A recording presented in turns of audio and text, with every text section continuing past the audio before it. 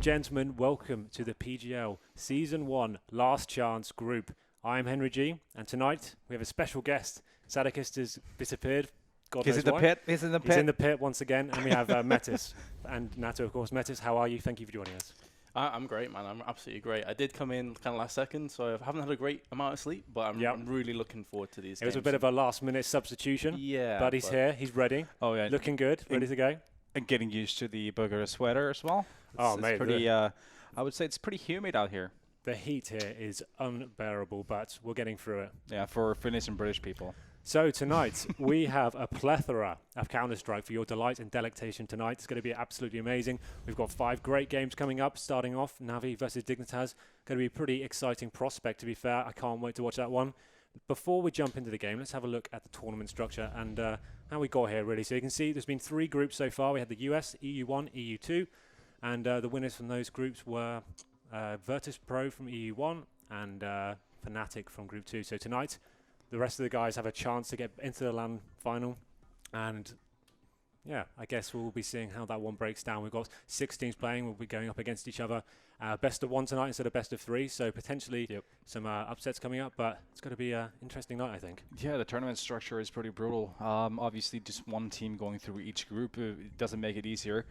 We have a lot of teams now battling in the last chance in the European part of it, and yeah, I think it's going to be TSM and Navi probably going to be the top dogs, joined maybe by Mouse Sports. I think Navi were the favourites coming into their group, especially. Yeah. I think they felt a little bit let down with their performance against VP in the final, not even taking a map there. But yeah, here is the rundown for tonight. You can see, like I said, the first game is going to be Navi versus Dignitas, going into TSM versus Mouse Sports. And we have Kinguin and Titan, and they will be in the loser bracket already, just because they didn't win a single game in their group stage. So they will be waiting to play the losers. So, like I said, first game, Navi versus Dignitas. That's going to be a game in a best-of-1 format. I think we do have to favour Navi going into this. Dignitas haven't looked great the last couple of nights. No, and Dignitas, their head-to-head matches, actually, Navi-Dignitas is not looking really great for Dignitas. They haven't met each other since June, actually, so it's been a while. But the past 5 encounters they've had, Navi's won every one of them. So, and then we move on to TSM versus Mouse Sports, which could be interesting. Mouse Sports have looked pretty hot, especially Nicolino since he joined the lineup, having to, he really has brought a surge of breath air, I think, to that team. Yeah, I think the great thing now, they have a trio with Nex, Chris Che, and Nicolino that can go mad in any given time, which gives them a chance against any of the bigger teams. Going to be an exciting team, especially, let's say, 2 months down the line. They're going to be an exciting team to watch. Well, they've got to play TSM. Obviously, another favourite for the group being knocked down. This is the great thing about this tournament. We've got so many big names here fighting out for this last chance qualifier. So we can see that Kinguin and Titan, like I said, not winning a game there, so they're going to be automatically in the lower bracket. So pretty exciting stuff here. So if we want to talk about the first game, I guess, talk about where we're going with that. Navi versus Dignitas. Navi, like we said, definitely the team that want to prove themselves and get back into this. Why do we think Navi went wrong? Why weren't they able to get through this group, I guess? Like, they had a bad run of form, I guess, but they're a kind of team that bounces back quite a lot, and you see them changing their form almost every single tournament. Yeah, to me, it seems like they've been going through the motions a lot recently. Especially, I think Zeus was talking about how they've been arguing pretty much, or quite a lot, doing practices and stuff like that. They're sort of trying to find themselves again. Obviously, the individual skill is there.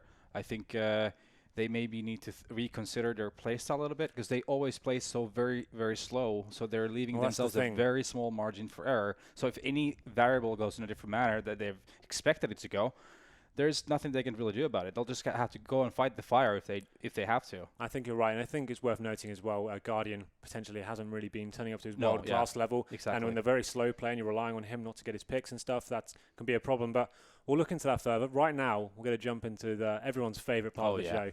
We're going to go to the Vulcan picks here, and we'll go to my team first, and I'll try and explain some sort of method to my madness here. I come dead last every single time. I really haven't nailed this whole fantasy sort of betting yet. I don't really understand it, I'll be honest. So I think my strategy is choose the best players you can available, and then you're going to win. But so much more deeper than that. So we'll start off with Titan. Titan then.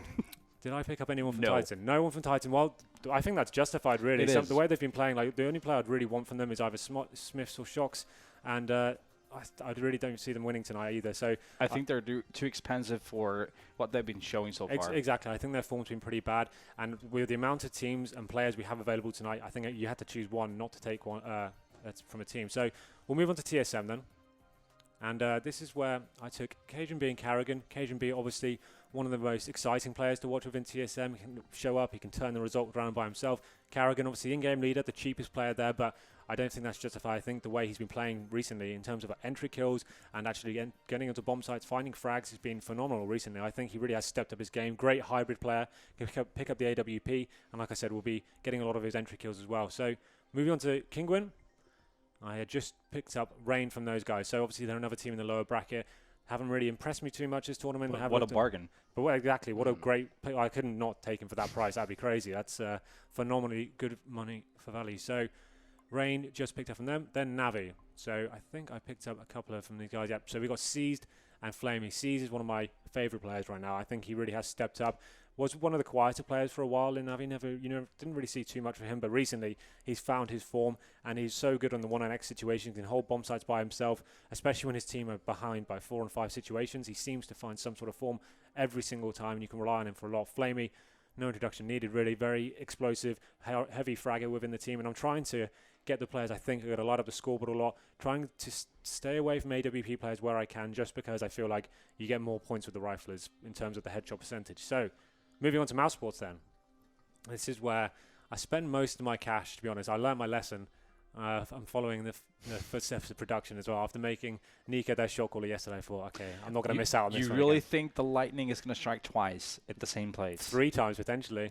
So we'll see. All right. We'll see what happens. So Nico, obviously the latest member to the team, I guess you could say latest. He was in mouse sports before. He was removed into that substitute role. We've seen him murking for a lot of different teams, but ever since he returned to this tournament especially, he's been absolutely unbelievable. Lights out CS from him. And then I've got Nex and Chris J, 2 other big heavy players within the team. Like I said, Chris J, he is a hybrid AWPer. That's why I can justify having him in. He can pick up the rifle as well and play to a world-class level. Nex, crazy good fragger. We've seen some amazing performances from him. One notable one this week was 39 frags against Fnatic.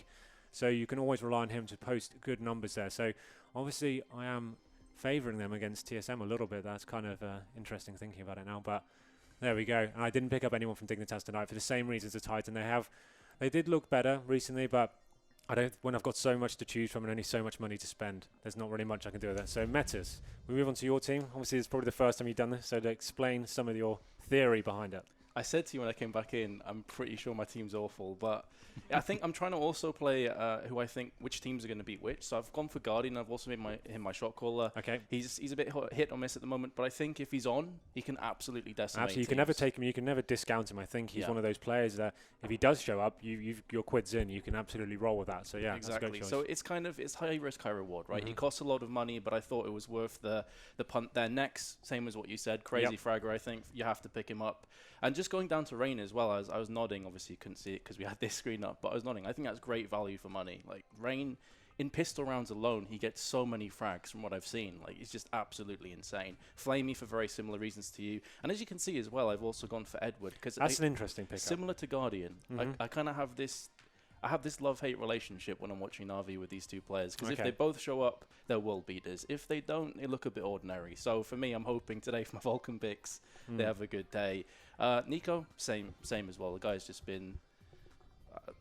Sorry, you went for the other Nico, didn't you? Yeah, so the way we separate it is Nicolino is the mouse sports one. That's how we try and keep it. Like Sadik has tried to implement this ridiculous system of Nico and Nico. No one remembered it, so we're going with Nicolino and the Dignitas Nico. So he's an interesting pickup, actually. He's like the AWP player for Dignitas. Yeah. I think another player who can... We talked about him recently only being able to AWP, not being able to use the other rifles, but I think he actually has stepped up pretty immensely recently. He seemed to be able to pick up the M4 and have some big impact as well. So I actually like that pickup. I think it's good value for money in some sense. And then Chris J is just Chris J, right? It's similar to the whole Guardian effect. If he shows up, he's just absolutely ridiculous. He's one of those players that can just appear out of nowhere. Yeah. Like especially in the second round buys, his scout plays phenomenal. Like you can always rely on him for a decent performance, I think. So then. All right. Let's move on to... the master of Vulcan. This is how it should be done, ladies and gentlemen. Actually, the theory that I have here is I basically picked 2 teams that I don't think are going to have a lot of showing, and then have the rest that I think are going to be fielding players as many matches as possible. So I have players on as many possible matches. Okay. So I didn't pick anyone from Titan. They have not convinced me recently at all. Quite the opposite, actually. So I just stayed away from them completely. I don't think any of us picked a player from Titan, did No.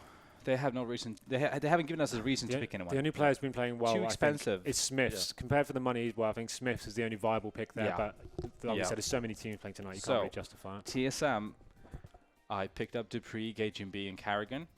Dupree because I felt I could have gone up for Device as well. As you can see, I have $226 left in my budget, but I decided to take Dupree just for the fact that he's actually been very good in the matches that we've seen them play recently. Also, Cajun B, I don't think really needs a lot of justifying why I picked him. Also, Carrigan, I felt like he's really cheap for the value you get. He does a lot for his team. He's in the battles a lot as the first guy in, and I think he does a really good job at it too.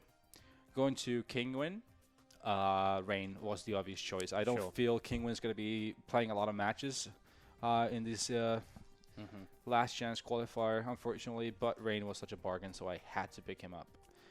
Also, that gave me more money to spend on other players, obviously. Yeah. Going to Na'Vi, I went with Edward and Flamey.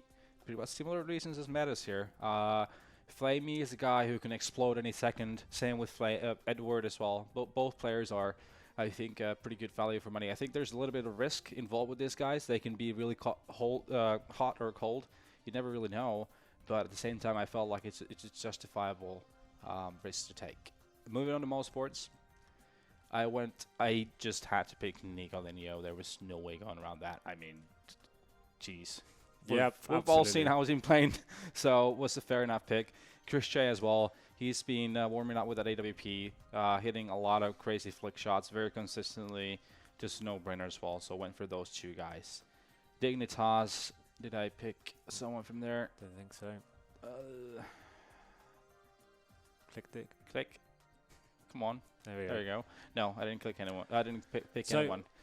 So what I'm trying to say here, I feel like TSM, I picked Dupree as my shot caller as well. Sure. Just for the fact that I feel like TSM is going to be playing a lot of maps, like 4 at least. So TSM is going to be playing a lot, and I think Dupree is going to be doing great. So I don't think Titan's obviously going to be doing that well, and Dignitas I'm not giving a lot of hope either. So me and you have got a similar school of thoughts here. We've left out Titan and Dignitas here, trying to focus on who we think's going to win, who will be playing a lot of games here. But let's move on to the PGL and Twitch predictions. These are the guys who seem to be beating us usually, every time. I don't know how. They should be probably doing our job for us, but we move on. So they don't pick anyone up from Titan, same as us, for probably very similar reason. Actually gone for 3 players from TSM there. So they've got Dupree, Zipex, and Carrigan as well. So first time we've seen Zipex picked up from any of us. Interesting pick. He has been heralded as the SWAT player who can actually cause massive impact as well. So reasonable pick up, I think. Very cheap and good value for money. Kingwin, surprising. They didn't pick up Rain, didn't take that cheap investment there. So let's see where they've gone with those. So 3 players from Navi for them. So Seized, Edward, Flamey. So I've got Seized. You guys have got Edward and Flamey. So same sort of school of thought there. But we move on to Mouse Sports. And of course, they've got Nicolino. But this time, not going to be going for him as the shot caller. Dennis as well. Another pick we haven't really seen much of tonight. So that's kind of interesting. And no one from Dignitas. So a lot of same. Yeah, a lot of people. Pretty much I think when you've got so many teams playing tonight, you need to work out who you think's going to win and the reason these guys are in the lower bracket already. So they've got Dupree as a shot caller. So interesting stuff, all the same. But I guess then we move on to a break now, and then we'll be coming back with the first game of the evening. It's going to be Navi versus Dignitas. So do not go anywhere. We'll be back very shortly after this 1-minute break. Welcome back, guys. You are here just about to get into the first game, but we're going to talk a little bit further into this matchup we've got coming up. So we have Navi versus Dignitas. A game, it's going to be a best-of-1 format. It's 2 teams here that, although they are still within the top 10 each, I think there's one team you have to favour here quite heavily, and that's going to be Navi. Even though they've had a pretty weak showing recently, I think the PGL was a bit of a disappointment for them in the final. Not even taking a map off VP there. Looked a little bit outclassed, I would say. Definitely trying to prove themselves back into this, but the best of 1, do Dignitas have a chance here? Yeah, I mean, Navi obviously has a lot more to show for it than Dignitas. I think it goes without saying. Dignitas right now, like we've been pointing out before, were a team that was up and coming, and they were showing pretty good results around DreamHack summertime, so early this summer. But then suddenly just disappeared. Also lost in the major qualifier. I think they were one of the favorites to go through in their group. didn't manage that, and their showings recently haven't been too good either. So I don't know, maybe it's a period of time when they're just trying to sort of find themselves and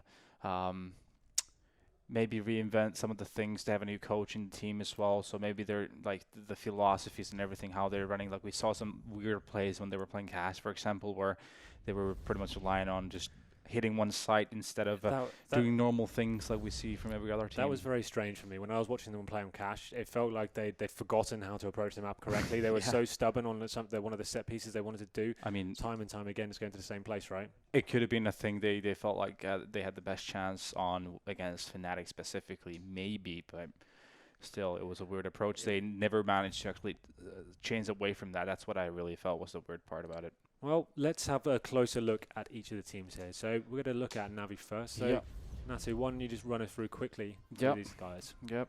Really, I mean, well, going through Seized, he's a guy who's we've seen doing a lot of stuff, especially one thing that really comes to my mind is how he's always going to be there, even if it's a 3 and 5, whatever, he can just come out, just taking those 2 kills to equal the situation, and always a really important for player for the team.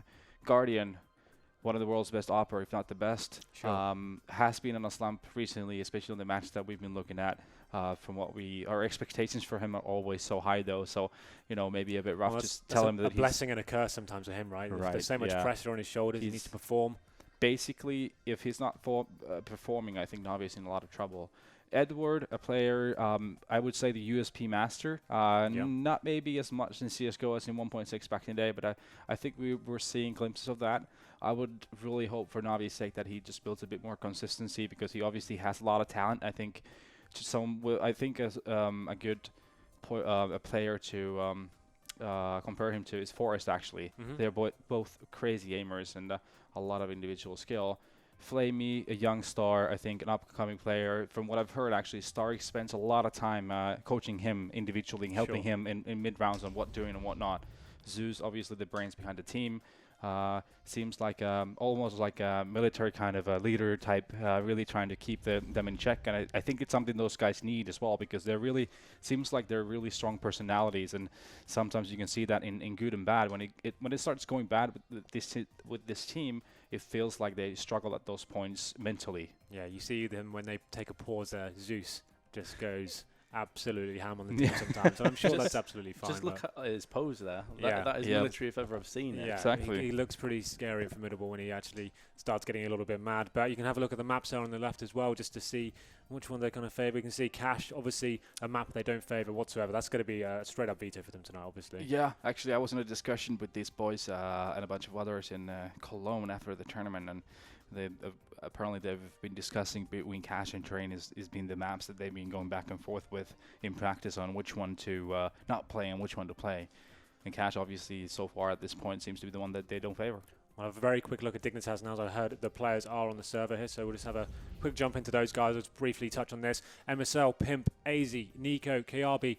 Just to highlight some of these guys here, I'd say Pimp and AZ are the poster boys here, the players you expect to go big tonight. MSL, the in-game leader, got a big task against his hand dissecting the Navi team. Is he going to be able to stand up to that challenge? Nico, the AWP player here, can be hit or miss, been playing very well recently, has to be said, much better than we thought it would be. And Kiabi, the young gun, going into this matchup. He's 18 years old, fresh talent and a very big fragger, and can turn games around by himself. He seems to be one of the guys, though, he can have a huge game or a very quiet game, though, so obviously we know which one we need to bring into it. But I think we're ready to have a look at the picks and bans. But why do that first when you can look at the feature matchup? This is a little bit of a surprise for you. So, Flamey versus Kiabi. So, these are the young guns. I think we advertised it out. So, Kiabi actually 17 years old. I thought he was 18. So, that's incredibly young to be playing at this sort of level of CS. Very high pressure, I guess. I can't even imagine what I was doing at 17. But that's when I started playing CS pretty much. Already 2 years in, probably. I think I was going to my first local tournament then. That's like kind of crazy. He's playing on the world stage at that age. But just having a look at these guys, I think it's a nice matchup here. You can see kill to death ratio pretty much spot on. Both are on the 70 kills, but Flamey has got him tipped a little bit just in there, and the headshot percentage as well. Entry kills, though, do favour Kiabi, so that's worth noting. Like we said, he can be one of the guys. I think it's a real difference as well. Kiabi goes like that. Remember the Mirage tactic we highlighted with the smokes? He was the first man in, so he likes to be that first guy and probably in a lot more tactics as well. Well then, We've had a look at the play matchup, and now we can go to the picks and bans, Henry. Do not get too excited. There we go. It's so alright. This is a pretty much traditional veto system in its best of one. So everyone just ban. It's randomly decided who gets to ban first. We are going to end up an Overpass, which I think is an interesting pick, just considering how strong Navi can be on this map. We have seen them being a little bit lackluster recently. One of the key thoughts for me on this one is their economy management can be pretty difficult to watch sometimes, but if I had to predict who's going to win this match, I would say Navi, hands down. They're very strong. This is one of Guardian's playgrounds, especially on the CT side. If they get CT first, we will have it, just to make it clear, we do have a knife round here. It's not going to be like a home map advantage for someone, but that's going to be big. Especially if Navi gets to start CT. Yes. The first puzzle that Dignitas has to solve is to get past Guardian towards that A side and his aggressiveness. Well, that's the thing, right? So he can go towards middle, he can go towards long A, he goes towards monster tunnel on B, he can be boosted up. There's a lot of things he can do, and you can't really do too much to adapt to him. The best thing you can do, run a standard setup, see if you can find out where that aggression may lie, and then at that stage you can start working the map and trying to work out which choke point is going to be the most effective for you. Traditionally, he will be a long A as a CT, normally boosted up on the flower bed, very strong in that position.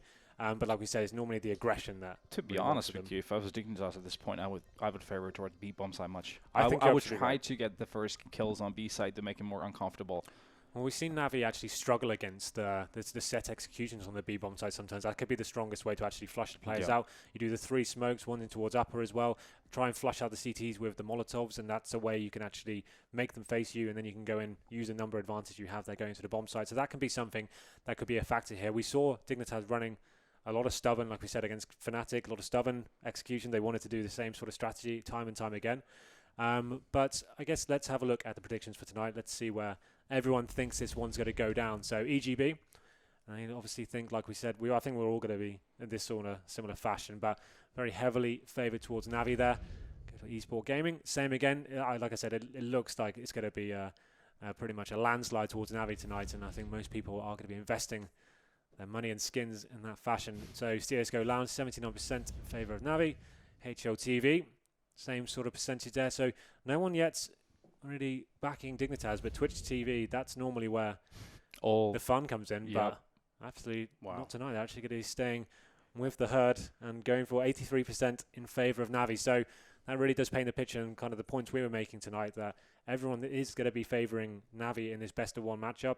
But that's the thing, with it being best of one, that random element does lie there. A lot of teams do complain about this. Best of one, there's a certain specific rounds. If you win those, you are so much ahead from your opposition. So there's only a few rounds after that you need to actually pick up. So best of one, you never know. I think it actually gives Dignitas an actual chance here. Well, obviously, the pistol rounds have such a huge impact onto best of one matchups here. But you can see we are going to be jumping onto a roller coaster just now, and the roller coaster has begun.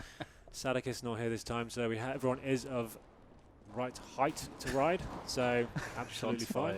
And he's on a plane, so he's not able to watch this either. Do anything about it. And he's lost his phone as well, so it's all gone wrong for him. I was also going to say as well, before talking about the best of one and getting into the potential of an upset today, we were discussing this before we went live, that Na'Vi, one of the things that gets them a bit sticky and, a bit under certain situations where potentially they could lose is how slow they are and how they don't really mix it up. They don't really adapt a lot of the time. Overpass is a kind of map as well. I feel like if Dignitas play this very slow CT side where they stall their grenades while they wait for Na'Vi to push in, they could take a couple of rounds away from Na'Vi. And as Natus said just before as well, if you just win a couple of key rounds, suddenly you're in a pretty good position to cause that upset. Yeah, you're correct there. I think that's the one thing when you're playing against Na'Vi, you have to be really, really careful with how you use your nades, your smokes, your Molotovs. That's when economy comes to play as well. I don't think against Na'Vi, you're better off double saving than force buying, because Na'Vi is probably going to be running a really, really, really slow strat in you. That's when Molotovs especially come into play, and that's something you're going to be not buying. If you're force buying, usually that's the first thing you're not buying. It's a Molotov. So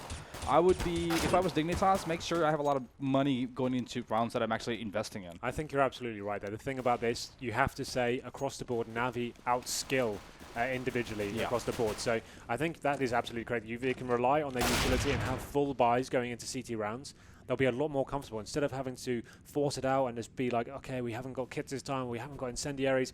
That's when they're going to struggle, because they'll get locked down by the individual play of Navi and just the raw talent they have within that team. So I think that's a very good point to mention. Utility usage here is going to be pivotal for Dignitas. But yeah, we are looking like we are going to be getting underway very shortly. We've got 4 players for Navi here. So, like we said, knife round will be coming in to decide the side straight away. Normally it's a home map away sort of thing, but the best of one does veto that straight away. So, like we said, both teams probably hunting for the CT side, but it has to be said, Overpass, one of those maps, depending on the matchup, Heat rounds can be very achievable as well, as long as you know how to break down your opponents. We talked about Navi having this slow gameplay.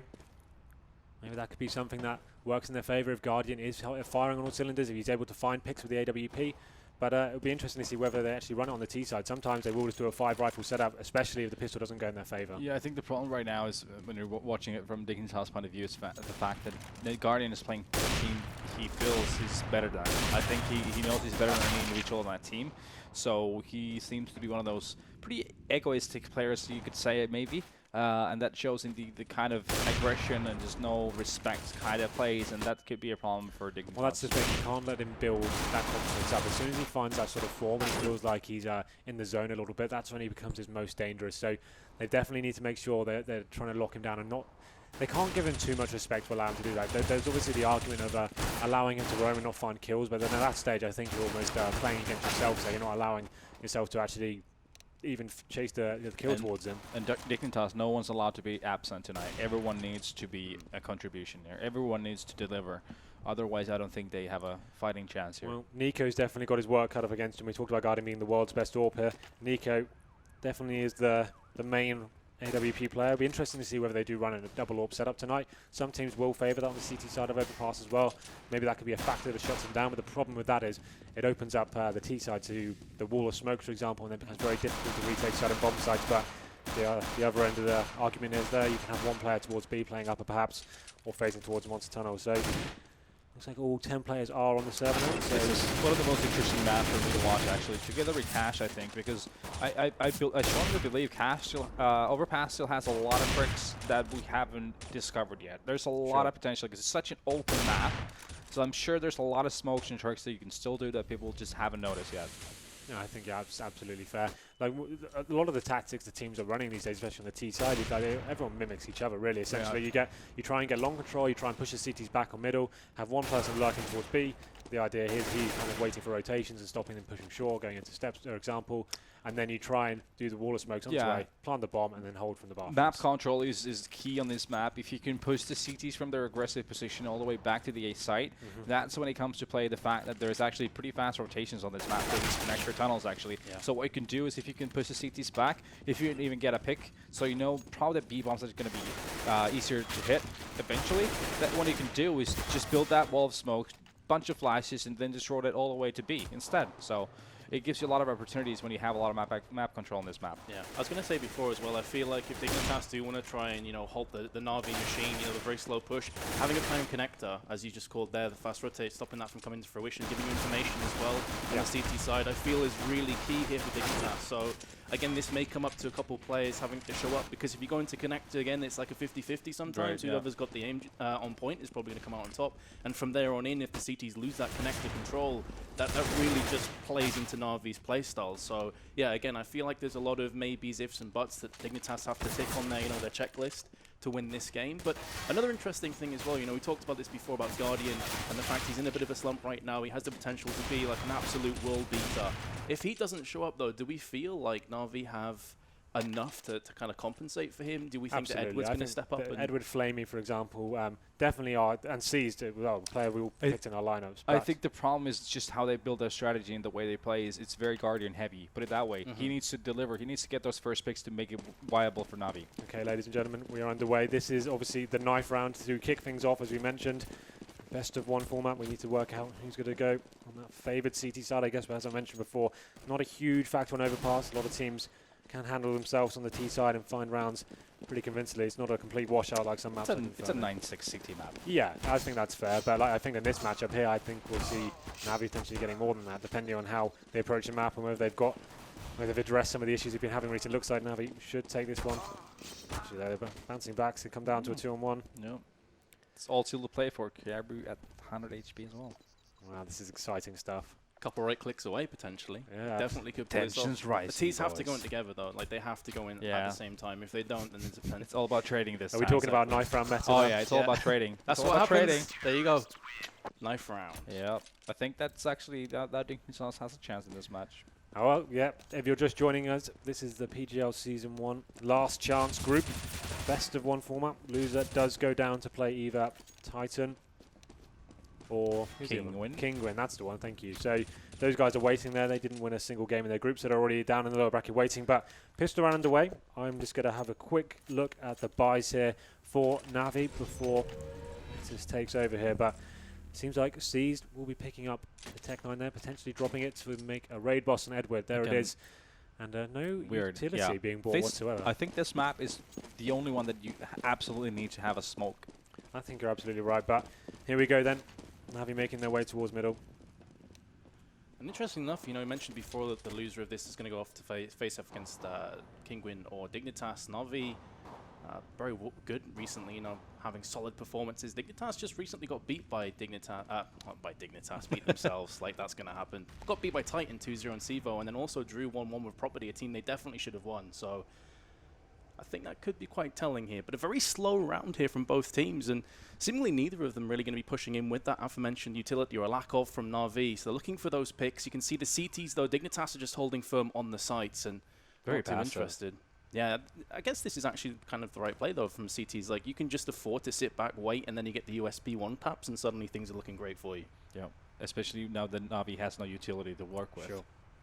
Exactly. So I feel like that first pick could just be absolutely everything. And here we go. Nico spotted himself a couple players, and suddenly the noose is tightened around the CT's neck. No frags have gone down so far. The first frag from Edward, though. The Tech 9 just rips onto Nico, and the bomb has been planted. Guardians landed a headshot as well. This is looking great for the T's. They need to be careful, though.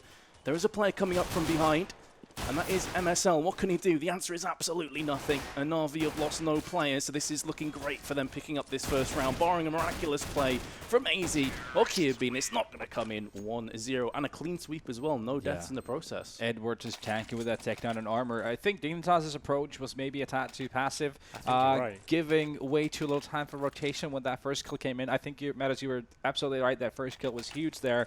Na'Vi got that bomb side control way too easily. Well, that's the thing. If you're planting the bomb, or the CTs are allowing you to plant the bomb before they've even started fragging you, I think something's gone way too wrong. Yep. Yeah, you've gone very passive in allowing a bomb to go down. We were just discussing about map control as well. I think it's very important in Pistol as well to have the knowledge of where they're actually going. So the CT's not forcing too much into this round. You can see AZ has got a 5-7 armor, but a pretty fast push from Navi here, getting control of long A. And this is exactly what Natus said as well. Like, sometimes if you are losing, maybe save up a couple of extra rounds, get yourself more Molotovs, incendiary grenades in from the CT's perspective, fend off the Na'Vi push. 4 assault rifles in the UMP from Na'Vi, and a few grenades to play with as well as Guardian opens up and breaks the deadlock. Flamey should have this frag. Close range, lands it onto Nico. And again, it looks as though A is going to be the bomb site of choice here for the terrorists, and this will be a very comfortable plant as well. From this position, the fact that MSL's just dropped down, I mean, it's almost a guaranteed second round here. What I like from this from Dignitas, right, although obviously the rounds have fallen away from them, they didn't invest too heavily into it. So like we called out. We called out that that's going to be very important to them. AZ, the only one getting armor, and potentially going to stay alive now as well. I can see him towards T-spawn.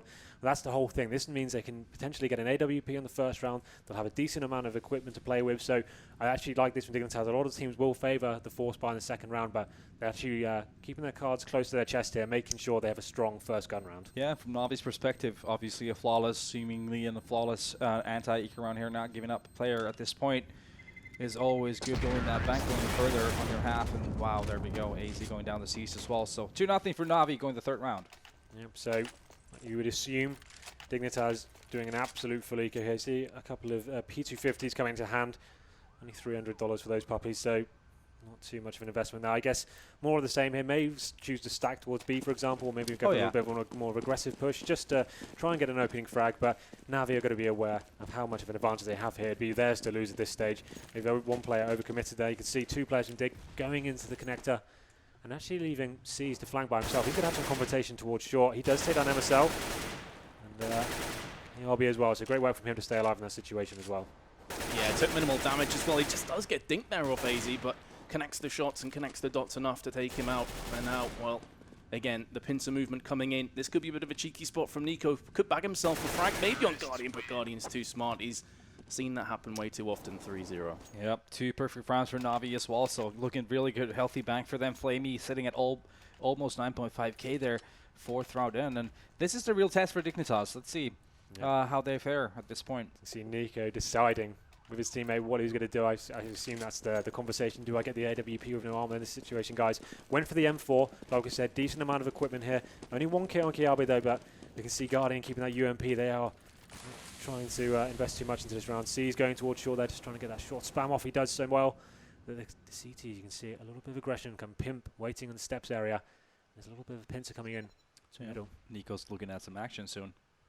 Yeah, upon balloons. He does drop down. They would have heard that. Another terrorist now, a quick peek. Edward's been tagged and fragged, and this is the connector control we were talking about before. 2 players in there. Zeus opens up, does get the return frag there onto Pimp, and then backs on away to safety. Still plenty of time in this round to play with. And the CTs, again, like no huge surprise, Na'Vi are playing it fairly slow. You can see them rotating now. Back towards B, it seems like. They've got that opening pick, the 4-on-4 situation working in their favor. The CTs now peeled apart slightly, need to decide where they're going to invest their men. Yep, usually in the situation, the safety teams usually stacks A side, so it's a pretty good call. Two players on both sides from Dignitas, though. MSL getting that aggression, the monster tunnel as well. He's waiting for this. It looks like Navi trying to bait out some utility here. A couple of flashbangs used, but not actually going in on those.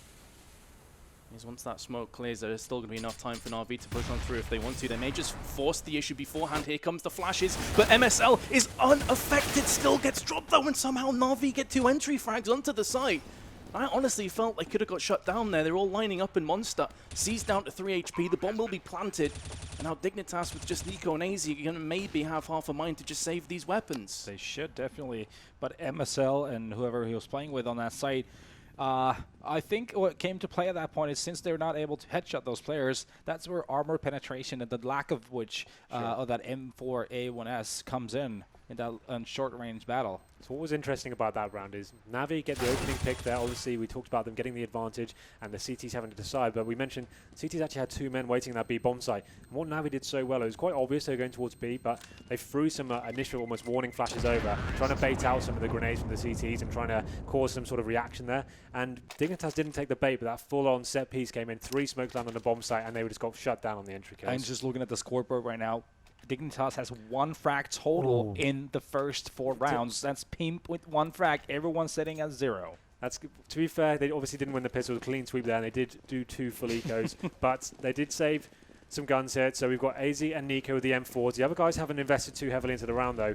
But there's going to be a 2-1-2 setup. 2 players going towards long. That's going to be one of the rifles as well. He's going to have some confrontation from the T's. How can he handle this? Very rough for the CTs to fend this one off. There comes the spray, but Pimp does answer back before falling. So 2-for-1 trade. And that, of course, will give up long control as well. And it's just got a whole lot worse. MSL gets caught in connector. Weren't really expecting a great deal from this round, though, from Dignitas, considering they were heavily outmatched when it came to weaponry. But we were saying before, you know, in best of ones, the key rounds going in one team's favor can really just escalate out of control. And already Na'Vi will have a 5-0 lead. Very likely. Dignitas hasn't really showed up so far. And I think their train has left the station already almost. So they really need to pick this up very quickly. I think that, like I said, it's a 9-6 CT map. So they've already let down 5 if you count this one in. So it's not looking good for Dignitas early on. Again, not investing too much in that round. They did save 2 weapons, but decided just to get a few CZs and PT50s out. They didn't want to force up into that. So AZ still has got an M4 left, but just have the thing he wants to save. It's not even worth him trying to get a kill. It's not going to mean too much for the T's, but look at the bank from Na'Vi as well. It's ridiculous at this point. It's not even worth trying to It's like they're almost 16k each. Well, this is where we should see the AWP, I would assume. There it is. Even double. So Nico now, this is where he had to become very important. Pimp so far, the only player to frag on the entire Dignitas side. He's got 2. Nico, you assume, is going to be going towards long A there. He can hold that position by himself and allow the rifles to set up some crossfires towards middle. We saw that aggressive play from Pimp getting into connect, and it looks like he will be doing that once again. And why not? He did able to get that opening frag before. Actually going for more of a passive setup. I think, he was just baiting that aggressiveness and trying to make Na'Vi waste as much grenades as possible early on in the round. Na'Vi do have plenty of utility to still play with, though, but again, Na'Vi can just bait that all day, every day. They're going to be setting up some Molotovs towards long, trying to force out, I believe that's Nico with the AWP who's in there now. Guardian goes peeking, the flashbang did connect, but Nico just about scampering away in the nick of time. And there's the first frag coming in. Actually, from Kirby, a very aggressive push through short. He gets traded out. Seized is there, 34 HP left with the Molotov. He goes for the peek, but look where that bomb's dropped. It's back towards the T spawn, so even if he does answer back with a couple more frags, it's still going to take a little while before they get that bomb onto the site. Now then, you can see the bomb is going to be towards T-spawn there too. They have got positional control, pushing the CTs right back to the bomb sites here. They haven't got too much info. Nico has got the AWP on site. He should be able to pick a player here, but Guardian steps up, takes down Nico, and makes it a 4-on-3 situation. So no impact whatsoever from that AWP. And then we can see what the CTs can do to hold on to this. It's pretty obvious it's going to be an A push, but the bomb's still pretty far back here. So they've got 30 seconds on the board. They're just going to try and get control of that bomb site now before the bomb arrives. Yeah, Pimp's been by himself for quite some time now. AZ comes in to fill in the blanks, but that's only half the struggle because Flamey lands another headshot. They must have a pretty good idea the other player in the crossfire would probably be in bank. And here we go with the final CT coming on in. It's AZ who's going to pick himself up a frag. MSL's there, but Flamey finishes off with a deagle. And again, a pretty clear-cut round for Na'Vi at the end. Yeah, I'm not agreeing with the way Dignitas plays right now. They're either putting all in, really aggressive middle, or they're just not investing anything in there. What you want to do is you either want to cut out long or you want to cut out short from the terrorist. Smoking that halfway point from short, I think, is the most effective way. And one player play toilets and try to smoke it up as late as possible. So, you know, that's how you're going to make it that much harder for Na'Vi to try to sandwich this site. So, 6 rounds in, maximum loss bonus for Dig, so they can justify a quasi-buy here. Some players with the body armor, and they will Na'Vi will just be taking over control of middle here. They're going to run into a player in the tallest area. Nico does take down Guardian. Edward replies straight away, though. And you have to assume they'll just be making their way straight into the bomb site now. Information given to them. They take down AZ. It should be pretty clean cut now. Yeah, easy couple of entry frags as expected. When you look at the difference in pistols, you can see that the CTs were trying to get into like close proximity to really make most of those pistol buys, but unfortunately AK beats pistol. A couple of nice frags though from the CTs in this round. The issue is that the currency that counts at the top of the screen, and that says Na'Vi is winning this clearly. We've already spoke about the huge bank balance on the side of Na'Vi, so losing a couple weapons is no big deal for them. CTs though may be able to pick up these weapons and do a bit more damage at the end as Edward finds himself Kirby. It's all on Pimp with the UMP. He's been spotted now from Zeus. He will get the frag, but again, it just feels like a drop in the ocean here for the... Well, this is the thing, the gun rounds, they haven't got any kills whatsoever, really. It's allowed Na'Vi to get such a huge bankroll. You can see, just having a quick look there, 15k on Flamey, 14 on C's there, so the economy game definitely is in a horrible situation. It feels like Dignitas hasn't really found any rhythm at all at this CT side so far. Well, they don't really, it's like hit and miss all the time. They haven't lost a half just yet, so definitely still time to get back into this. It's not... That has to happen now. It has to happen, yeah, you're right, absolutely. Right now, Nico once again picking up the AWP. I'd like him to go towards middle this time instead of being defensive. Go for that first frag and allow your team to get out some, release the pressure release and take the advantage in the round for the first time. You can see he will be going towards mid area here. Not going to go super aggressive, just waiting to see whether he will face him, and he may get some action here. Falling back to the player. My other concern as well for Dignitas is, let's say hypothetically they even do win a round. The way Na'Vi's been looking, they can probably just break right back in again. Then the round loss bonus is gone, and this could get really scary real fast for Dignitas. So it's not only a case of navigating your way over the first hurdle, you have to navigate over the next few as well. Keep that momentum going forward. But they do have good enough weapons to make that a reality here. Well, slow play, characteristic of Na'Vi here. See Guardian just getting control of the long A area. Not going to have any players facing him just yet, but now the CT's pushed on the back foot again. They've lost that positional advantage they had. They went aggressive at the start of the round. It seems like they've been forced back to the bomb sites now before a frag has even been exchanged. Yeah, they're bunching up way too much. They're just sort of waiting for their death sentence right now. Well, this allows Na'Vi to do that execution we talked about. They could probably just go back to B now, do another full-on set piece with the smoke grenades, and you can see the utility is still pretty healthy for Dignitas. They may be able to hold this one off. A couple of incendiaries there, but it looks like that B pick will be coming in. Very reminiscent of classic Na'Vi here. Just wait, bide your time. You can see the CTs have backed away to the lower side of the B site. 20 seconds now. If they can get some key frags, it's possible they could just time Na'Vi out, but they've missed the nice smoke placement as well into upper. Completely shuts down that crossfire in its tracks. 10 seconds. The bomb is still yet to be planted. Frags are being exchanged. Finally, the bomb's been planted now. And now Na'Vi have the player advantage on top of all the other woes that Dignitas have. The tag through the wall, I believe that was from onto Kiaibi from Guardian on the site, is going to make their job that much more difficult. And I just can't see how they bring themselves back onto this site now. They've got no utility to play with. They've got the fuse kits, but they're losing players left, right, and center. And again, Na'Vi just turn the noose that little bit tighter. So passive from on the B side as well from Dignitas. They're just letting Na'Vi walk into that site, not bringing any one of them down before the bomb down goes down pretty much. That's going to be a hard retake. You want to make sure you're picking at least 2 players as they're entering the site, and just they had a lot of utility to work with before they actually got into that bomb site. So it's pretty weird they let them get that far up on the site as well. So change of pace, you can see CT's getting into connector once again, but Guardian ripping their head off 80 there. Opens up the round and C's answers back. Insult to injury as it comes a 5-on-3 situation. This is always the terror with Guardian. If he shows up, no one's safe. And, well, I don't even know what to say anymore. Henry, how do we analyze this? Literally, what is there to say? The Dignitas went for an aggressive push. They tried to go for that first pick and got absolutely owned. Like, we can see, as MSL, he hasn't even got a frag yet. We're going to round number 10. Players on him killing. I think we talked about minced meat the other day, and we had some more of that there on that round. Seized is 16 for 1. Yeah, right after 10 rounds. That's so and I think I just read that Flamey has no deaths. Is that correct? That's probably correct, judging by That's correct, actually. After 9 rounds of Overpass T-side, 0 deaths. That is a statistic you will not hear very often. Well, look at the CT buy now. Famus' scouts, a desperate attempt to get back into this one. They know they need to get some rounds on the board. You can see them actually trying to go to positional advantage there. Pimp gets taken out once again, though. And this is a desperate time to Dignitas as the round crumbles once again. Best case scenario from this point, if everything goes right, is 6 rounds on CT side. That just doesn't bode well at all. No, again, I just don't see them getting more than 1 round here, like potentially on this entire half. We can see again in this round, sort of like a scout buy up from Nico. And now they've got no kits either, so if the bomb goes down here, they're absolutely done for. So they need to be finding frags right now. They can't allow the execution to come onto the bomb side. That's exactly it. And Flamey spotted himself on Nico and has converted that into yet another frag. Still yet to die here. Maybe that first death is imminent. You can see AZ tight on the right side, just behind the truck. But here comes Guardian. He spotted himself a player. Can't connect it. AZ will pick off Flamey, so the curse of the commentator is rife once more. And actually, Dignitas have pulled themselves back into a 2v2. The bomb is heading onto that B side. And both the CTs, maybe their spidey senses are tingling somewhat. Here we go. MSL's going to pick up the frag. It's all on Zeus. 28 HP to play with and a HE grenade. And he's been spotted, and finally Dignitas get themselves on the board.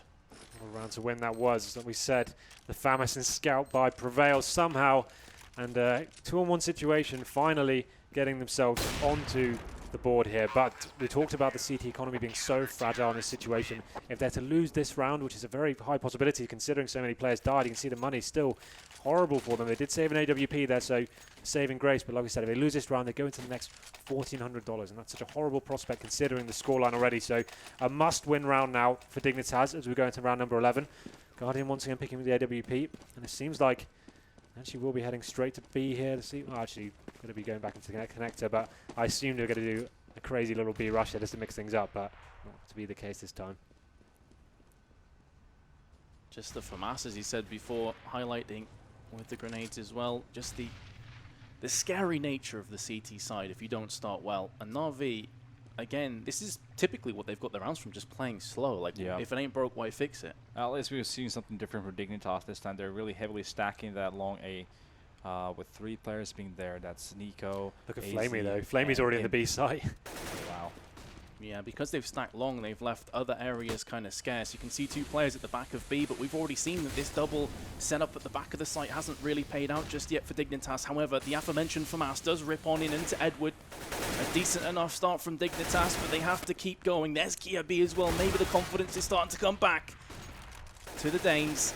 And they do actually find themselves in a really good scenario. It's all on Guardian. He gets picked off, and that's much better. 4 players alive for Dig. Even though I think Dignitas are winning these past couple of rounds, but overall so far, Dignitas looks like they're scared. It's like they don't have any self-confidence going into situations where, you know, you want to take a fair aim duel. You want to take angles where you're sort of all in and you just have to have that impact, get those 2 kills. Sure. It's like they're playing the safe play on every single part of the map. Well, they do get the second one on the board, and we have to say that hold is a lot more convincing than it has been before. Decent crossfires being set up, and at least they're actually converting those situations into kills. This long setup coming in once again. Didn't get any action last time, but I actually like this now. It's maybe a change of strategy from Navi after losing that one, but Seized opening up the KRB brings it to a 5-on-4 now. Yeah, and that opening pick could potentially force one of these CTs to rotate. That's not the case, actually, and Pimp on the front lines is going to pick himself up a frag. Nico comes out, but Na'Vi somewhat single-filing through there, like conga lining around the corner and just get picked off one by one. Exactly, Na'Vi, that's the point. Na'Vi going one by one there. Probably not realizing how many players Dignitas had there. That's why they went there one by one. They wanted to revenge those kills. How has Edward got in that situation? He's got to the behind them and closing in on the terrorists. This could be a nightmare for them as they stifle the CTs towards that tree in the middle. And, could be a very difficult situation now.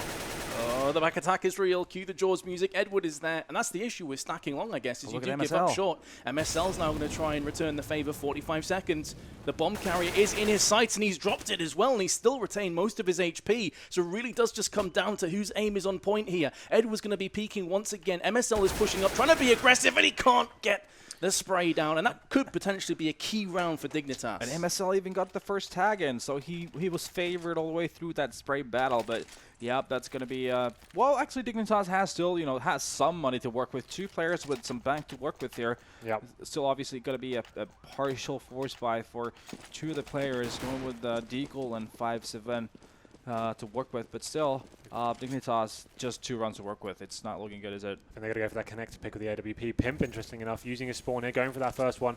He's going to have a player down there in terms of Zeus, but not going to be facing just yet. And now, stuck in that connector with the orb, actually boosting up, trying to look at... sorry, and Edward does take down AZ. Oh, nice shot from Pimp. But that has given his position away. At least Dignitas is finding a bit of rhythm with how they're playing aggressive right now. They're actually picking up some kills. That's a positive sign, but maybe too little too late. Yeah, here's the issue though. Like in a best of 3, you're thinking, okay, maybe they can bring this back. It's a BO1, so like, have they left it too late now? Probably have. And still a 4-on-4 is, of course, going to favor the terrorists. It is, right. So Dignitas have... always have to compromise when you're a 4-on-4 situation. Yeah, of course. You have to spread yourself thinner. You have to try and use very efficient spots, and we've already talked about the fact they've got a Deagle in their hands on Kirby, so that weakens them that little bit more. Of course, if you can land the 1-taps, then fantastic, but it's not that simple. You can see the CTs opting to stack, well, 3 on A, although 1 player's coming through bank, so they could potentially rotate to B. We've got Zeus here, alone with the bomb. If he does get taken down one of these aggressive CTs, it could be a very tricky situation for Navi to recover, but MSL just waiting on the other side of that smoke. It's going to come to fruition any second, and there it is. The kill is found. Zeus takes him down. And this should be a pretty simple entrance now into the A-bomb site.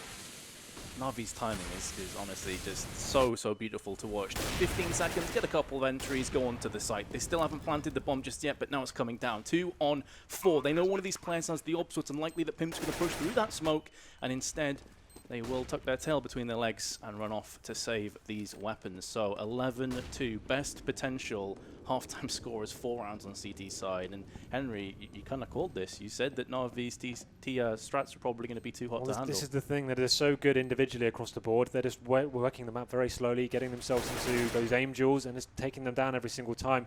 We see them going towards the party area. They know a player will be in connector, rips their head off, and that's a round the CTs probably needed to save that AWP. We're talking about their money just being on the cusp of that round and managing to have a semi-decent buy, but now, what a horrible situation this is. Round number 14, you've got 2k across the board average, and I guess you buy a couple of P250s, that's about as good as it gets, but oh no, Dignitas are going to force into this one. Desert Eagles, armor, and nades being purchased here, so a round they have to win really if they want a chance to the last. They're not going to have much at all going into the last round, so let's see how they go here. I imagine a full-on stack coming, maybe a little bit of aggression, flash out from B, and you can see, they're going to be pushing short. They're trying to get some info, and this first frag could be very important indeed. Ooh, good trade out for Dignitas thus far, but they're not able to get any hands on those weapons. Pimp with 2 1-deeks is going to be able to take the CTs into a 3-on-2, but still, there are 2 AK-47s in the hands of Na'Vi, and there's Kirby getting picked off. That was the 1 assault rifle that Dignitas had in play. Now then, you're in a 2-on-2 situation. Obviously, the bomb in the hands of Navi here. The CTs, got Nico there just in the bathroom, trying to get some sort of intel. They need to work out what's going on, just get a call off, and there it is. Not going to go in their favor, though, in terms of the frag.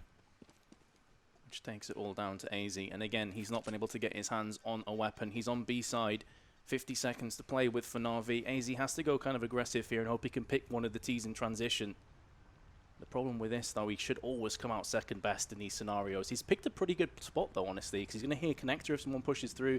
He's got eyes on the tunnel as well. The only issue now, and I think this is kind of playing off in the back of his head, is What if a guy does come up monster? What if they do push onto Ace, who is constantly moving around? 30 seconds on the timer. You can see Zeus is checking every single corner, and he's about to come up behind AZ, but AZ somehow has sensed this out, and Zeus doesn't turn round. This could be absolutely crucial. AZ's still keeping an eye on Connector. He's heard the doors open, lands the headshot, and now suddenly this should be AZ's round to win. He's got an AK, and he just has to play down the time. Zeus knows it. He's rushing in for the frag, and AZ gets caught in the back, and somehow Zeus wins it for Na'Vi. What a read by Zeus that was at the end. It seemed like the perfect play from Dignitas in that one-on-one situation. Gets the bomb down, has positional controls, 8 seconds left on the clock. All he had to do was survive, and then Zeus somehow, with that monster of a read, going down, facing, and just catches the pixel there towards the end. Really crazy round, but obviously devastating for Dignitas. They came so close to getting themselves back into that, but like I said, last round now, very difficult situation. Scouts, Desert Eagles, and an MP7, not an ideal situation for them. Yep, it's desperation mode right now for Dignitas here. Yeah, with it being the last round as well, they simply have to buy up whatever they can, so they're just living off scraps right now. We saw they started pretty well last round, but I don't think Na'Vi are going to give them the benefit. They're down twice, and it's all on MSL. We saw the Deagle on Pimp did some pretty good work in round 14, but that's all she wrote for the half. And honestly, guys, I think that's all she wrote for this entire map. I cannot see Dignitas coming back from a 13-2 I don't deficit. think I've ever seen anyone come back from this kind of situation on Overpass. It's not that heavily T-sided map, boys. So, yeah, obviously they lost it in those first 6 rounds where they picked up a solid 3 kills in total. Nothing going in their favor.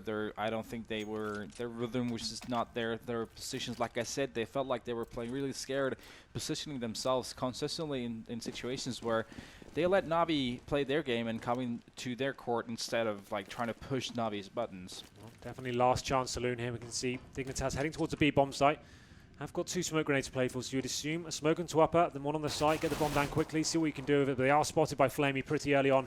CT's getting control of long as well. They've got 1 player. It's going to be Pimp holding the connector. But you would assume this B play coming in now. Pimp's just smoking towards upper now. And the flashbangs will go over, and in go the T's.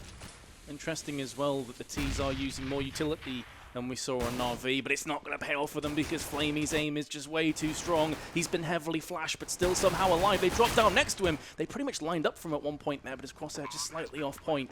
And that bomb now has been planted from Dignitas. The issue for Na'Vi is they find themselves a player behind and not a lot to work with.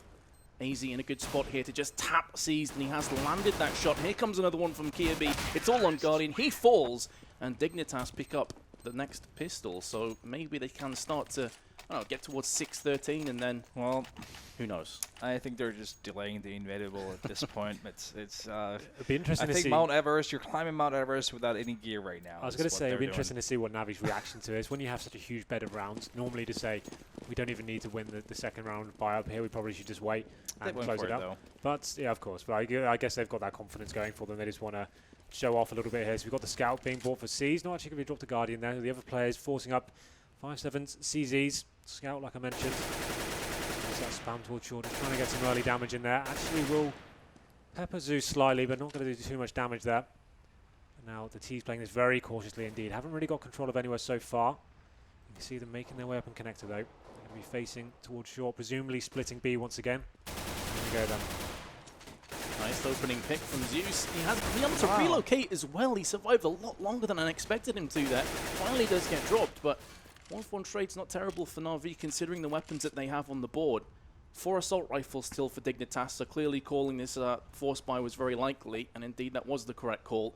And now here comes the push from Dignitas through Monster. Flashbang hits the teammate of Pimp, but he's there on point to pick up the first frag, lines them up and knocks them down alongside Kirby. And now it's all on C's, the man that went with the Scout in upper. And yeah, he just wants to save up for round 18. That's the only possibility. And also maybe, you know, if he gets lucky, he gets some extra kills. But Dignitas, yep, good play there, splitting that B bomb side, even though looking a little bit, maybe, again, not so much confidence going into it. Zeus managing to get that kill and then repositioning himself before getting contested, showing a bit of respect there for Na'Vi. But at the same time, Dignitas playing, at least they were playing together. They were not giving trade, like they were not giving easy kills for Na'Vi throughout that round. So a rather clean round for Dignitas there. Yeah, a glimmer of hope at least. They get the first 2 rounds on the board, not too many hiccups made. MSO does go down. the hands of Zeus and short there, but ultimately they've got this round in the bag, or should do at least. They have got the scout still on the CT side. We can see MSL buying a Mac 10 there. I think that's a nice little purchase for him. It's known as the recon player. I've coined it recently, just getting into a bomb site, and he can work out what's going on, whether there's any stacks in certain areas, and even if you lose that weapon, Mac 10 against armor is pretty shocking, and it doesn't give too much away. You can see a very fast tactic coming from Dig now, straight into the B, once again splitting the bomb site. There's stacking B from Na'Vi. Yeah, B did eat a shot there as well from Guardian. And although he will fall down, Na'Vi, actually, no, he won't fall down. Na'Vi picked up 3 frags and made a real go of this round, and somehow Dignitas crumble. What a read from Navi that was, and you see all the coordination. Game, set, yeah. match. That coordination from them as well. They had all 5 players there, and that's a problem from Dig. When you commit to a bomb site so early on, obviously it's a big gamble. If you do run into those stacks, and that airstrike, it seemed like the grenades flying into Monster Tunnel, such an isolated area, doing huge damage. It's so difficult to hold. I think they would have obviously been better off just working them up. Flamey triple kill as well, just rubbing it in. Now we're seeing why you wanted to put him in the head-to-head matchup. There you go. Landing those frags. Hey, I think, did we all pick him as well for the vocal? Yeah. Yes. Oh, yes. We can all pat ourselves in the back. Here we go then. Round number 19. Obviously huge in the context of the game, because this could have put Navi onto map point and match point, in fact. Yeah, this really is do or die for Dignitas. 10 rounds behind, huge deficit in with a Tech 9. Still capable of ripping heads off shoulders, though, that weapon, especially close range. So I wouldn't necessarily say that they're down and out just yet, but the fact they are a player down and just the way that Na'Vi have been playing so far in this matchup highly suggests that we will be moving towards the inevitable end of this map pretty soon. And look at that. Now we see Na'Vi smoking off that short more efficiently, making Dignitas spend much more time there guessing and making it harder for them to actually approach that A site. Yeah, definitely. You can see they're starved out as well. It's a very claustrophobic environment for Dignitas. They can't get any information. And it's actually the CTs who are pushing in and getting frags. So complete role reversal here. And this just also goes to show, as Pimp is going to get picked off, kind of what Natu was saying before about the way that Dignitas have been very passive, not very a lot of confidence. And then you see Na'Vi and they're like, hey, we're on CT, no problem. We'll just play super aggressive. Yeah, take the aim duels when you can. And there you had 2 Na'Vi players facing it together as well. So if one falls, the other one can trade the kill. No problem. Things work out in their favor. Here we go then. We go into match point for Navi. They obviously are going to have the full buy here. No AWP being purchased. They're going to keep the rifles. And a full Tech 9 buy, but 1 Deagle on Nico. And it looks like another B rush coming in for Dignitas here. Yeah, we saw what happened last time this came in, but Flamey this time not able to connect the shots. He was kind of half turning there, maybe not expecting this all-out rush. But the damage is being done across the board from Seized. He's tagged up 2 players heavily. There's the second frag coming in from him. Zeus relocating back. He's going to be looking for more frags right now, and they are lining up for him. He's the only player to really answer back for Dignitas, and he's just left all alone. The spray through the wall into the head of Zeus gives them another potential glimmer of hope in this round, and AZ's connected another shot. Suddenly a one-on-one. Edward with it all to do if Na'Vi want to take away this victory right here, right now. Still plenty time to play with. We've been here before, and AZ does pull off the 1v3 clutch, including a pretty ridiculous wall back. Yeah, and he's one of those players we've been highlighting throughout this PGL season, actually, as one of those players we feel like is one of those outsiders maybe toward the best Danish team down the line. So yeah, one of those examples again why we think that way. Absolutely. So Dignitas do hold on, but 10 more to go on the T side. I'm not a believer just yet, but it seems like another B rush for Dignitas, and I think, like we said, just delaying the inevitable here. I think they know it's over, but going in once again. Yeah, and you can see this time that Na'Vi have better positions. I say that, but the flashes completely neutralize Zeus. He did pick up a frag beforehand. Here's Flamey once more. There's players to his left and his right. Really was left by himself there. Guardian comes down through low, and he gets picked off as well. So Dignitas giving themselves an extra go of this map. Edward may have something to say about this, though. Don't think they're going to be able to win rounds rushing B 10 rounds in a row, though. True. It's getting a bit gimmicky now, isn't it? Yeah, eventually you're going to be facing 4 people there. Or you're going to want to go towards that A site. And so far, Dignitas hasn't had really anything going towards that A site. Navi's semi-aggressiveness, I would like to put that, has just been too much for Dignitas to handle. So the B rush working out for Dig once again. And this time, you can see Navi are going to take an eco on the chin here just to stabilize their economy and make sure they can close this one out. Not let it go on too much longer here. As we see now, the T's playing a lot more passively, not going for that thriller B rush, getting control of the fountain area, moving towards long. And we've got 2 CTs in connector as well, just trying to catch someone out of position there. T's just trying to feel out, see what they can do. It should be a pretty simple process for them. Just go up long, gain the control there, simple execution onto the site, and make sure you go frag for frag. Anyone goes down, you just need to be employing the buddy system, and it should be absolutely fine. Yeah, that's exactly it. You can see as well that Na'Vi taking this opportunity in the pistol round, kind of a throwaway round, to go and connector and B and try and maybe flank round Dignitas if they do push in B again. No one watching the back though, and Edward gets himself a free frag. We've already seen in Ecos and in Force Buys that Na'Vi are capable of pulling it back. That being said though, the Dignitas lineup does have themselves a player advantage in this confrontation. Take down to a 2v2, and Zeus with the drive-by headshot takes us now into 1v1. Edward was in the 1v1 last time around. He wasn't able to clutch against AZ. Here's his second chance to maybe make amends for that. And he's coming through connector. You can see Pimp, though, with the bomb on the A side, will be getting this planted. Surely Edward can't pull this off with a CZ. Ooh. Oh, hold on a second. Pimp, please. Of course, there's no way of him knowing where Edward is, but he's really not entirely sure, is he, judging by his position, exactly where Edward's coming from. And now Edward will hear that bomb going down any second now, and now he knows exactly where it is. And Pimp's going to get caught from behind, looking into long, and that is going to be the clutch, and it is going to be Na'Vi taking it 16-6. I mean, that's just describing the whole match there. Na'Vi winning in that eco round as well. Yeah. Yeah, Dignitas not really having the strongest showing, unfortunately, there. Na'Vi being just way too good for them tonight. Well, there you have it, ladies and gentlemen. That is the first game done. I'm a little bit sad it wasn't slightly more competitive there. After the first half, it really did seem like Navi had run away with that one. Dignitas not really showing up until about the 7th round, I think it was. Yep. Very difficult to watch, unfortunately, for them. So the main problem for them was just too passive on their CT side, right? Allowing the Ts to have so much control, do whatever they wanted, essentially, as well. And in the one-on-one aim duels, when it came down to it, like we said, the players are so much stronger on the Navi side. They capitalized every single time. Yeah, it felt like they just had a lot of lack of structure. It felt like they were, the way they were playing their CT was like they didn't have a game plan going into it. Their sort of aggressiveness wasn't even that aggressive. They were always falling back to the side, just like really bunching up. And that doesn't work. You give Navi all that room, they're going to be really drilling that.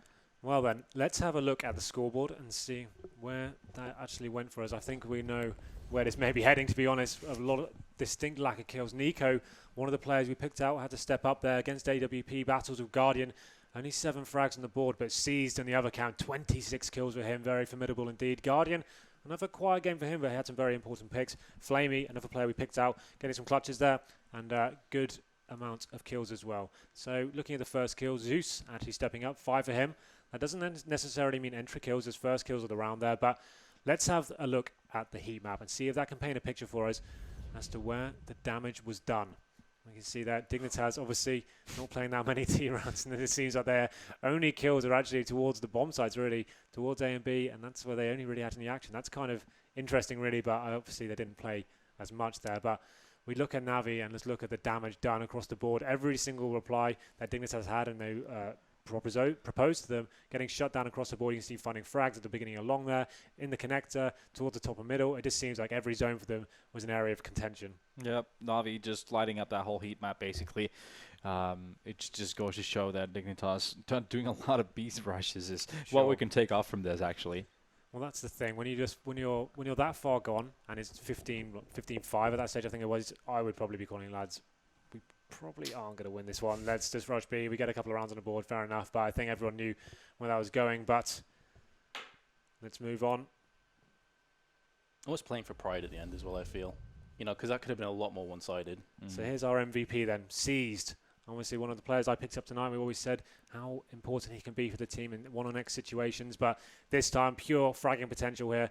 Lots of big kills, running around the map, running riot. And it seemed like he was doing absolutely phenomenal work this evening. So that's the best of one game out of the way. We can see Dignitas will be dropping down to play either Titan or Kinguin there in the lower bracket. But Navi move on. And I guess we're going to have to take a short break here. I don't think we'll be too much long. Oh, we have a round analysis now too. Yeah. This is just to go to show how much lack of confidence and aggressiveness Dignitas was playing, even on the B bomb side. That was weird. They had no one playing around the barrels area. They really let Navi get all the way to the site before anything really happened. Even though they had a lot of Molotovs, flashes, smokes, everything they could have done and used early on. There's a couple of picks from Navi as well. As the round moves along here, Navi just taking it easy to start off with, getting a bunch of... Oh, hold on. Did we just pick the wrong round? I think we have had miscommunication here, production boys. So what did we just watch then? we just watched the destruction of Dignitas. Interesting still, I guess. We take something away from that. How do we realize that? Well, Dignitas just got... Well, it seems like we won't get to see. Maybe we can have a look after the break. We can come back and have a look at the proper round. But the next game will be TSM versus Mouse Sports. It's one of something I hope is going to be a little bit more competitive. We talked about Mouse Sports being much stronger recently. The addition of Nicolino has really stepped them up. But again, it's going against one of the giants of CSGO right now, TSM. Do we think they have a chance here? In the best of one, I think they do. Like, we felt like Dignitas does as well, but Dignitas obviously didn't show up here tonight. The strong showings we've seen from Nex, Chris J, and Nicolino, it tells me that Mouse does have a chance here if things just go the right manner to start off with, not unlike Dignitas. Well, we'll get into that a little bit further after the break, but stick around, guys. That's the first game on. We have got 4 more coming your way, so do not go anywhere. We'll be back very shortly. Even sees the flank by himself. He could have some confrontation towards short. He does take down MSL. And RB as well. It's a great work from him to stay alive in that situation as well. Yeah, took minimal damage as well. He just does get dinked there. CT coming on in. It's AZ who's going to pick himself up a frag. MSL. You want to make sure you're picking at least 2 players as they're entering the site and just use those. They do get the second one on the board, and we have to say that hold is a lot more convincing than it has been before. Decent crossfires being set up, and at least they're actually converting those. Somehow, that monster of a read going down, phasing, and just catches the pixel. A huge bed of rounds. Normally to say we don't even need to win the second round by up here. We probably should just wait and close it up. The grenades flying into Monster Tunnel, such an isolated area, doing huge damage. It's so difficult to hold. I think they would have gone to see.